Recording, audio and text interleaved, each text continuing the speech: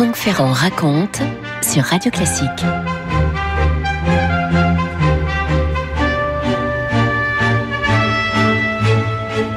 Nous sommes une semaine avant l'exécution de Louis XVI, le 14 janvier 1793, et nous sommes à Poitiers. Aux environs de 5 heures, la diligence de Paris va déposer sur la place nationale, c'est comme ça qu'on a rebaptisé la place d'Armes de Poitiers, ses occupants qui souhaitent séjourner dans la cité Pictave. Parmi eux, un jeune homme d'assez belle allure, il porte l'uniforme de la garde nationale de Paris, ce qui à l'époque est une façon d'être bien accueilli partout. Gabriel Guillot de Folleville, c'est en tout cas le nom qu'il donne, n'arrive pas les mains vides puisque il a avec lui de grosses malles qui sont remplies de toutes sortes de documents, des livres, des papiers. Il a l'air plutôt pas mal ce Guillot, sauf que dans la réalité, il est sans un sou. Alors il va désespérément chercher un logis, ce qui dans sa situation n'est pas si simple puisqu'encore une fois il n'a pas de quoi payer. Mais Guillot est un homme assez malin, il va savoir se faire recommander, il se rend à l'ancien collège royal de Sainte-Marthe qui maintenant est devenu le siège de la Société des Amis de la Liberté et de l'Égalité. Ben oui, je vous ai dit, on est en janvier 93. Alors, on va accorder une pension à ce citoyen Guillot de Folleville qui se mêle tout à fait bien à la nouvelle société révolutionnaire parce que Guillot ne s'en cache pas, il partage pleinement les idées de la Révolution et même il déclare avoir été membre des Jacobins lorsqu'il se trouvait à Paris. D'ailleurs, regardez, il a même sa carte de membre. Il faut dire que Guillot se présente comme un fervent patriote. Au regard des révolutionnaires, cet homme est tout à fait présentable. Il a 29 ans, c'est un jeune homme. Il assiste durant ses journées à toutes les conférences qui sont données par la société. Guillot étonne d'ailleurs par sa bonne tenue, par l'étendue de ses connaissances, par l'éloquence dont il sait faire preuve. Seulement, durant ces soirées, il lui arrive de se montrer plus discret. La vérité, c'est qu'on ne le retrouve pas facilement. Il n'est pas souvent dans sa chambre, car le soir, Guillot s'adonne à une toute autre activité, et celle-là, elle surprendrait bien ses amis patriotes. Il faut vous dire qu'à la nuit tombée, il s'en va fréquenter une communauté de sœurs et de prêtres réfractaires. Et au sein de cette société, alors là, celle-là, tout à fait opposé aux idées révolutionnaires, est-ce que j'ai besoin de vous le dire, il va se faire une place importante, puisque, avec une espèce d'assurance qui maintenant ne vous étonnera pas, il se fait passer pour un évêque qui aurait été envoyé spécialement par le pape. Dans Le faux évêque de la Vendée, aux éditions Perrin, voici ce qu'écrit Jean-Marie Augustin. Guillot raconte sous le sceau du secret qu'il est évêque et vicaire apostolique. Sa sainteté le pape l'aurait nommé évêque in partibus infidelium, c'est-à-dire qu'il serait, suivant l'expression consacrée, titulaire d'un siège épiscopal situé dans le pays des infidèles. La pratique de l'Église d'instituer de tels prélats repose sur la volonté de conserver la mémoire de certains sièges autrefois très florissants, dont les territoires sont passés à la religion musulmane, et de tenir à disposition du souverain pontife des évêques qui l'assistent dans le ministère apostolique. Vous voyez que là, l'Église s'est en quelque sorte adaptée à une autre conformation, à une autre situation politique, celle d'une déchristianisation liée bien sûr à cette Révolution française. Et aux catholiques qui cachent leurs activités, Guillot dit qu'il est donc évêque d'Agra, qui serait une ville, Agra c'est une ville de l'Inde, vous savez, du centre-nord de l'Inde. Et le jour, Guillot est donc un ardent républicain, la nuit, il est un évêque. Franck Ferrand sur Radio Classique. Et voilà que quelque chose va venir bouleverser le quotidien et les aventures, les habitudes de notre imposteur. Au début de cette année 93, c'est le soulèvement de l'Ouest, bien entendu. Vous savez, tout ce qui va se passer avec la levée en masse, déjà l'annonce de l'exécution de Louis XVI, et puis, c'est vrai, ce refus de la constitution civile du clergé, de la nécessité pour les prêtres de prêter serment, etc. Bref, la Vendée est en ébullition, le Maine-et-Loire, la Loire inférieure, partout le peuple se soulève contre Paris et cette révolution, et la toute jeune République va réagir en procédant, vous le savez, à des levées en masse. C'est également la première fois que, à Poitiers, on va voir fonctionner la guillotine. Ça y est, on se met à suspecter son voisin de visée contre-révolutionnaire, de menées antipatriotiques. On se demande si celui-ci ou celle-là ne serait pas un peu trop proche des catholiques contre-révolutionnaires. Et Jean-Marie Augustin écrit « Même s'il camoufle soigneusement ses activités clandestines, Guillot de Folleville ne se sent plus du tout en sécurité parce qu'il se présente comme un évêque auprès des fidèles du culte interdit. Il risque lui aussi d'être traité en hors-la-loi, condamné à mort, guillotiné. S'il est jeté en prison, il peut craindre d'être abattu par la fureur populaire. » On a le souvenir à l'époque des grands massacres de septembre 92. La seule solution pour Guillot, c'est de fuir. Seulement, il lui faudrait un passeport, parce qu'à l'époque, pour changer de département, c'est nécessaire. Et demander un tel titre, ça suppose que le comité de salut public local fasse une petite enquête, ce qui risquerait d'exposer un peu trop sa double vie. De plus, les prêtres réfractaires qu'il côtoyait jusqu'ici se font arrêter. Et on se demande si, un peu malmenés, pourquoi pas torturés, certains ne finiraient pas par parler, par le dénoncer. Bref, la seule solution pour quitter Poitiers, c'est d'aller s'engager dans l'armée qui s'en va combattre les Vendéens. Et c'est ainsi que, le 25 avril 93, notre homme rejoint les volontaires qui se rassemblent place Nationale. Guillot, alors là, il est plus patriote que jamais, bien entendu. Quelques jours plus tard, le voilà sur les routes qui le rapprochent du feu, qui le rapprochent du front. Mais plus la troupe s'approche des combats, et plus lui a la trouille, si vous me passez l'expression. Et le jour où ça chauffe vraiment, alors que sa compagnie est en train de se mettre en place, il déclare qu'il se sent mal. Non, il va pas bien. Il a repéré une maison à l'abandon, pas très loin là de la zone des combats. C'est la planque idéale. C'est là qu'il va attendre le résultat des opérations. Et toute la journée, il entend que ça canarde partout. Ce sont des heures interminables, bien entendu. Il est là, dans sa cahute, complètement impuissant, à tourner en rond. Les heures passent, et c'est le scénario qu'il craignait qui va s'avérer. Les troupes vendéennes gagnent la bataille, les Bleus fuient le champ de bataille, et voilà que le citoyen Guillot se retrouve maintenant encerclé par l'armée catholique et royale. Vous écoutez Radio Classique. Et oui, les troupes vendéennes se rapprochent du citoyen Guillot qui, voyant ce qui se passe, se défait complètement de sa tenue patriotique. Il enfile une espèce de redingote qu'il a trouvée dans la maison où il se cachait. Il se coiffe d'un bonnet de nuit et il se dit que, avec un peu de chance, on le prendra pour un pauvre curieux qui s'est retrouvé là par hasard. Une espèce en quelque sorte, un badaud. L'armée royale s'approche, les soldats vendéens entrent dans la maison, et il n'emmène pas large là, Guillot. Et lorsqu'il rencontre les premiers soldats, il raconte qu'il s'est retrouvé comme ça dans la bataille. Il n'a rien fait pour, il n'avait que cette maison pour se protéger et attendre la fin des hostilités. Autant le dire tout de suite, les Vendéens sont pas vraiment convaincus par ses propos. Et à toutes fins utiles, on décide de l'enfermer. Il a quand même l'air d'un déserteur, cet homme-là. Je cite Jean-Marie Augustin. Comme il s'attend à être fusillé au cours de la nuit ou le lendemain, Guillot fait une dernière tentative. Il s'approche des gardes vendéens et leur montre un Sacré-Cœur cousu à la doublure de sa redingote.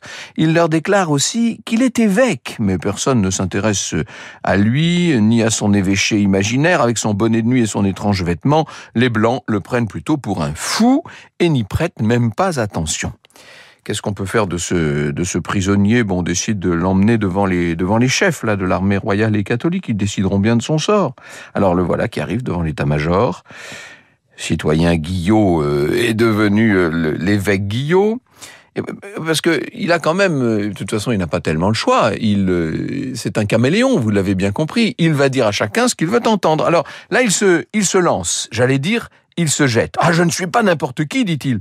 Je suis ici selon la volonté de sa sainteté, le pape Pie VI.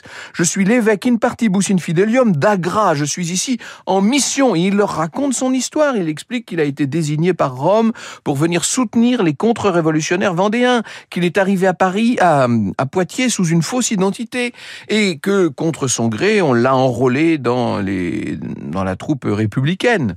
Et pour donner un peu de poids à ce qu'il essaie de faire, à ce qu'il essaie d'accréditer, Guillot ajoute « Allez voir les sœurs de Saint-Laurent à Poitiers, demandez-leur qui je suis ». Alors effectivement, on envoie quelqu'un à Poitiers Et les sœurs confirment, oui, l'évêque d'Agra est envoyé par Rome pour soutenir les insurgés vendéens. Ah là, à ce moment-là, les chefs de l'armée catholique et royale changent complètement d'attitude. On se dit que on a affaire à quelqu'un d'important. En plus, imaginez la situation de ces gens qui se sont dressés, levés contre la Nouvelle République et qui ont besoin de soutien. Et là, d'un seul coup, ils sentent un grand réconfort dans la présence de cet évêque qui leur est envoyé par Rome, d'autant plus que l'ensemble des anciens évêques ont fui les diocèses et qui ne sont plus représentés par personne, ces gens-là. C'est également le premier signe d'un soutien officiel du Saint-Siège à la cause de cette insurrection vendéenne. Donc, vous voyez, quand je vous dis, chacun entend ce qu'il veut entendre. Alors quand même, il y en a dans les rangs qui trouvent que Guillot est un peu surprenant. Il connaît les rites et la liturgie parfaitement bien. Le clergé ne trouve rien à dire sur sa conduite lors des nombreuses célébrations. Mais enfin, c'est quand même, il est un peu bizarre. Peu à peu, il n'en va pas moins acquérir une place considérable. Sa présence, je vous l'ai dit, apporte du réconfort aux dizaines de milliers de soldats qui composent cette armée. En quelques mois, l'évêque d'Agra devient littéralement un soutien au moral des troupes. Et il ne va pas s'arrêter là. Il intègre le conseil supérieur qui doit administrer les territoires qu'occupe l'armée vendéenne. Et non seulement il va l'intégrer, ce conseil, mais il va bientôt le présider. C'est normal, après tout. Il est le plus haut dignitaire de l'Église et dans l'armée catholique et royale, évidemment, ça donne quelques droits. Ce conseil, qui forme le gouvernement maintenant provisoire de cette terre monarchiste, va prendre des décisions au nom du roi Louis XVII, le survivant, le fils de Louis XVI, bien sûr, qui est prisonnier encore à l'époque. Évidemment, Monseigneur d'Agra ignore le fond des dossiers. Il ne fait que signer les documents qu'on lui présente, il essaie de faire bonne impression, mais dans les cérémonies religieuses, il se rattrape, si je puis dire. Là, il joue un rôle très important, il va célébrer des mariages, il va ordonner des prêtres, il a toujours avec lui un valet qui porte une crosse de bois doré, après tout, il est l'évêque. Hein. Et dans tout ça, il y a des gens qui se méfient. Depuis le début, il y a un homme qui regarde ce Guillot d'un drôle d'œil et c'est l'abbé Bernier, qui fait partie du conseil ecclésiastique, assistant le conseil supérieur que dirige donc l'évêque d'Agra depuis le début. Bernier observe cet homme qui prétend être envoyé par le pape et il se dit que c'est quand même un peu étrange. Alors, il va envoyer lui-même une lettre, une missive au pape Pie VI. Et il attend la réponse, Bernier. Et la réponse, elle arrive le 31 juillet 1793. Et voilà ce que dit le souverain pontife, enfin, ce que dit la curie. « Nous prenons soin de vous avertir que si quelqu'un a osé se servir du titre d'évêque d'Agra, ce titre n'est possédé par personne, que tous se détournent de lui et l'évitent comme un usurpateur dont les actes sont sacrilèges et infectés de la tache de nullité. » Voilà. Maintenant, on a compris que les jours de l'évêque d'Agra au sein de l'armée catholique et royale sont comptés. Franck Ferrand sur Radio Classique. Alors quand l'abbé Bernier découvre que l'évêque d'Agra est un imposteur, inutile de vous dire qu'il prévient l'état-major et là on est complètement sous le choc. Tout le monde tombe des nues, mais comment est-ce qu'on a pu se tromper à ce point ? Le problème, c'est que maintenant, cet imposteur a pris une place considérable. Il est très aimé des troupes. Si jamais on annonçait la vérité, si on le faisait publiquement chuter, ce serait probablement une catastrophe et ce serait très mauvais pour le moral des soldats. Jean-Marie Augustin écrit « Il n'est pas opportun dans ces conditions d'ébruiter le scandale. Mieux vaut l'étouffer et l'abbé Bernier, qui a provoqué la condamnation de Guillot par Rome, est le premier à conseiller un silence qui lui paraît imposé par la gravité de la situation. Cette affaire doit demeurer secrète. Personne ne doit être avisé de l'existence du bref pontifical en dehors du cercle très fermé des membres du conseil militaire. La décision qui est prise est de ne rien dire, pas même au principal intéressé, qu'on se contente de tenir à l'écart en le surveillant de près. Bah oui, évidemment, on va tout de même pas le traiter tout à fait comme auparavant, mais en tout cas, on essaie de maintenir les apparences. L'état-major vendéen, de toute façon, a, si vous me passez l'expression, d'autres chats à fouetter. Vous savez, au mois d'octobre, la guerre de Vendée a pris une toute autre tournure. Il y a cette espèce d'immense errance de ces troupes, des Vendéens qui sont allés aller à Granville, là-bas, dans le Cotentin, dans l'espoir de voir débarquer des renforts. Mais les renforts ne sont pas arrivés. C'est ce qu'on appelle la virée de Galerne, dont, bien sûr, l'évêque d'Agra fait partie. Sauf que maintenant, c'est au chef vendéen de jouer la comédie et de feindre la dévotion envers cet évêque auquel plus personne ne croit, parce qu'on sait que c'est un imposteur. En tout cas, on le sait parmi le petit nombre des chefs qui ont décidé de maintenir l'imposture. Dans la progression vers Granville, les troupes vendéennes vont passer par Dol de Bretagne. Et l'abbé Bernier, qui observe de près les agissements de son évêque, remarque chez lui un comportement assez étrange. Là, on a l'impression qu'à Dol de Bretagne, il est pas à l'aise, Guillot. Il demande qu'on entre dans la ville de nuit. Et une fois qu'il est dans la ville, visiblement, il frôle les murs, il garde la tête baissée, nous raconte Jean-Baptiste Galen qui a préparé toute cette émission. De plus, nous dit-il, les habitants qu'il croise le reconnaissent et prennent un air ébahi. Et même à un moment, il y a un habitant de Dol qui arrive à sa rencontre et qui lui dit « Oh, monsieur le curé, vous voici !» Et là, l'évêque d'Agra prend la fuite. L'abbé Bernier le suit. Il arrive dans la cathédrale et il y découvre l'évêque en pleurs. Il est là dans une petite chapelle. Je crois que pour Guillot, le moment est venu de révéler sa véritable histoire. Franck Ferrand sur Radio Classique. On va enfin savoir ce qu'il en est de cet évêque d'Agra. Le mystère va se dévoiler. Alors il raconte à l'abbé Bernier qu'il a été prêtre, effectivement, oui, dans la ville de Dol, qu'il avait été de ceux qu'on appelait les prêtres jureurs, donc il avait prêté serment à la constitution civile du clergé, et que ça, les habitants de Dol ne l'avaient pas accepté. Alors il avait dû fuir la Bretagne pour aller s'installer à Paris, et c'est là-bas qu'il avait épousé les idées révolutionnaires, et puis descendu à Poitiers, eh bien, il avait décidé de mener cette double vie qui finalement lui convenait bien, patriote le jour et ancien prêtre, enfin catholique fervent la nuit, sous les traits d'un prétendu évêque. Là, on peut dire que l'abbé Bernier n'en croit pas à ses oreilles. Il déclare à Guillot ne pas vouloir ébruiter cette histoire. Après tout, la situation est trop délicate pour les Vendéens. Bernier demande à l'évêque de se faire discret, de simuler une maladie qui l'empêcherait de paraître. Et Guillot trouve que oui, bon, c'est la bonne solution. Seulement pour les Vendéens, les semaines suivantes ne sont, vous le savez, qu'une succession de malheurs. Cette armée catholique et royale va subir la déroute de la grande virée de Galerne. De nombreux Vendéens sont faits prisonniers. Et parmi les prisonniers, notre évêque, si je puis dire, ou notre imposteur. Les républicains sont assez fiers de cette capture. Seulement voilà, le prisonnier commence à raconter à tout le monde qu'en fait, il est bon républicain. Le 5 janvier 94, il proclame devant le jury qui doit décider de son sort, « Croyez-moi, il n'y a pas plus jacobin que moi, et je peux le prouver. » Et il raconte son histoire. Non, il n'a jamais été royaliste, tout ça, c'est une fable. La seule chance de survie qu'il avait il y a 7 mois, c'était de se déclarer catholique. Mais en fait, il défend, lui, la République. Et d'ailleurs, il peut livrer énormément de renseignements aux républicains sur l'organisation vendéenne. Pendant sa défense face au jury, il commence quand même à tourner un peu de l'œil, notre Guillot. Il a des hallucinations, il ne sait même plus tout à fait où il est ni qui il est. Il regarde le jury un peu hagard et il déclare « Mentir à ma conscience est un crime de plus. Je vais parler le langage de la vérité, je me dénonce moi-même. Je connais la loi, la mort m'attend, mais je la subirai avec courage. Citoyen, je suis l'évêque d'Agra. » Alors là, j'ai envie de dire, c'était juste ce qu'il ne fallait pas dire. Les révolutionnaires décident de guillotiner celui qu'ils considèrent comme l'évêque de la Vendée.